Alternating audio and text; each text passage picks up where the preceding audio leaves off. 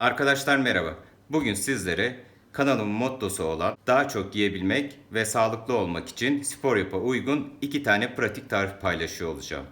Birincisi badem sütü. Badem sütünü yapması kolay ama lezzeti harika oluyor. Kesinlikle denemenizi tavsiye ederim. Ve burada kullandığım bademlerle de ardından protein enerji barı tarifi veriyor olacağım sizlere. Protein enerji barlarında spor ya da antrenmana başlamadan 1-2 saat önce eğer yerseniz gerçekten sporunuzun daha verimli ve aktif geçtiğini göreceksiniz. İsterseniz lafı uzatmadan ilk önce çok pratik olan badem sütümüzü birlikte hazırlayalım. Badem sütü yapmak için bir su bardağı bademe ihtiyacınız var. Bademleri 5-6 saat mümkünse bir gece önceden suda bekletiyorsunuz. Bir tane blender'a ihtiyacınız var.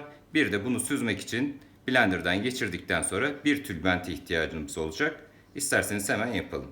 Öncelikle şunu söyleyeyim. Bu bademlerin beklettiğimiz suyunu kullanmıyoruz. Şimdi bademleri öncelikle süzeceğim. Süzdüğüm bir su bardağı bademi şimdi blender'a ekliyorum. Daha bademe 1 litre süt badem suyu için gerçekten tam ideal bir ölçü oluyor. Bu şekilde yapmanızı tavsiye ederim. Tabii kıvamını, yoğunluğunu, badem oranı ve suyla siz de damak tadınıza göre ayarlayabilirsiniz. Şimdi 1 litre su ekleyelim.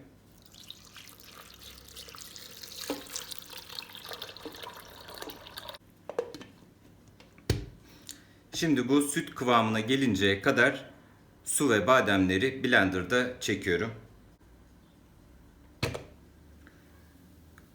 Enfes badem kokulu sütümüz hazır. Blenderda süt kıvamına gelinceye kadar bademle sütü suyun içinde parçaladım. Harika görünüyor ve badem kokuyor. Şimdiden söyleyebilirim.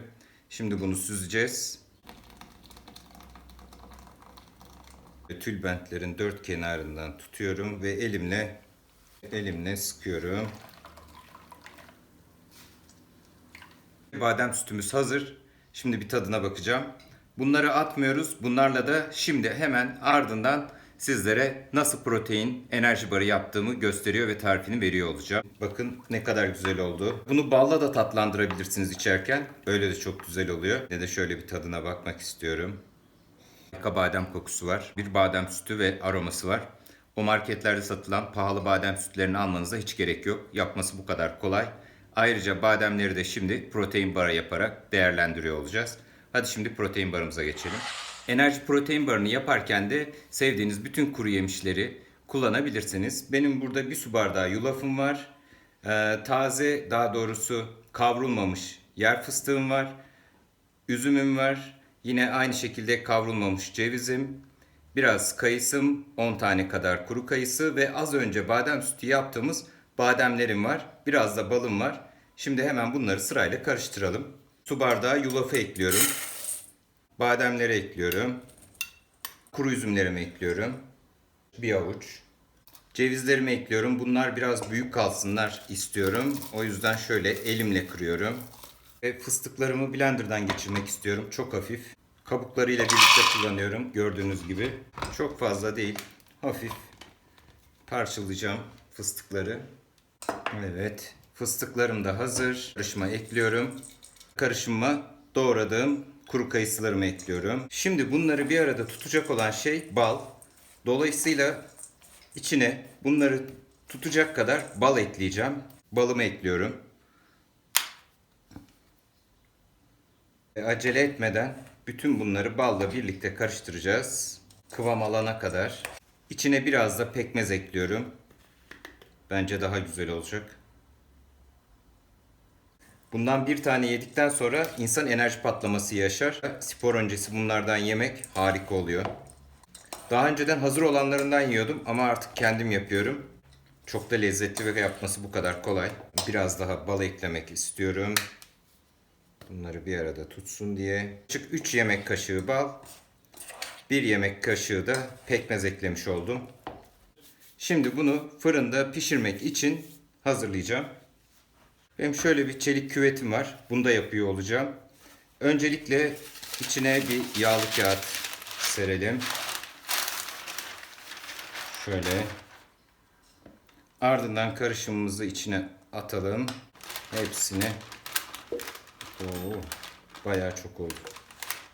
Tepsimize yayalım. Ben kalın ama Porsiyonları yaparken, daha doğrusu dilimleri yaparken ince yapıyorum. Şunu şöyle üstüne koyuyorum. Bunu da böyle kapatıyorum ve güzelce şu anda bastırıyorum.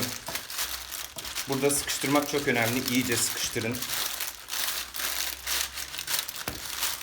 Eşit bir şekilde yaydım ve güzelce sıkıştırdım. Şu kenarları da iyice sıkıştıralım. Şöyle göstereyim. Harika oldu. Şu kenarlarını da elimle düzeltiyorum.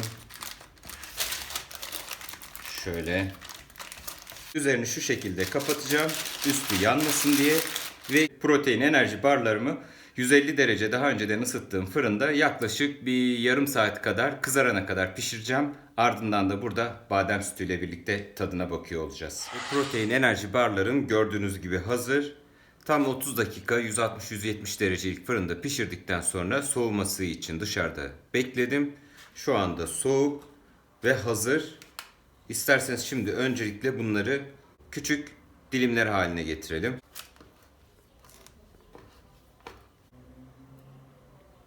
Yaklaşık 30 gramlık barlar halinde kesiyorum. Şöyle küçük küçük.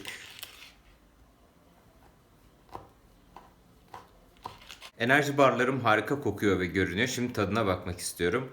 Ama önce videomu beğenip altına yorumlar yapmayı, paylaşmayı, arkadaşlarınıza önermeyi unutmayın lütfen. Ayrıca kanalıma abone olup o yanındaki çanı da işaretleyerek yeni tariflerimden anında haberdar olabilirsiniz. Bunun bir tadına bakayım. Harika kokuyor.